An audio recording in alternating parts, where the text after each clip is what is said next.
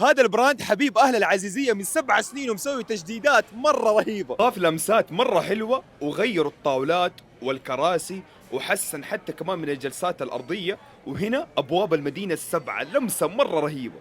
وبدع لكم في قسم العوائل، تعالوا خلينا أوريكم إيش سووا. صارت تستوعب عدد أكبر وبخصوصية أفضل عشان تاخذوا راحتكم وجلسات أرضية كمان. بس في دورات مياه للعوائل وفي كمان للأفراد. وانا ابصم بالعشره هذا اطعم سليق حتاكلوه، وكل الطبخ بايادي انسات المدينه، السليق البشاميل وكل الاصناف اللي عندهم. شوفوا أنا دائما أخذ من عندهم السليق وأول مرة أذوق البشاميل، بس وربي مرة طعمة. أوصيكم عليه لما تيجوا خذوا بشاميل وسليق يا دجاج يا لحم وادعوا لي بعدها. نفس البشاميل لذيذ، المكرونة المفرومة شغل نظيف، ومن حركة السمن كده على السليق تعرفوا إنه مزبوط، وبالموزات الدايبة كمان حتاكلوا أصابيعكم وراه. والسليق هو الأفضل مبيعا، وأقولها وأنا قدها، ما حتاكلوا سليق أطعم من ده السليق. سليق على أصوله، بس هذا اللي يميزه. شيخ ما بعد السليق ده، ما بعده.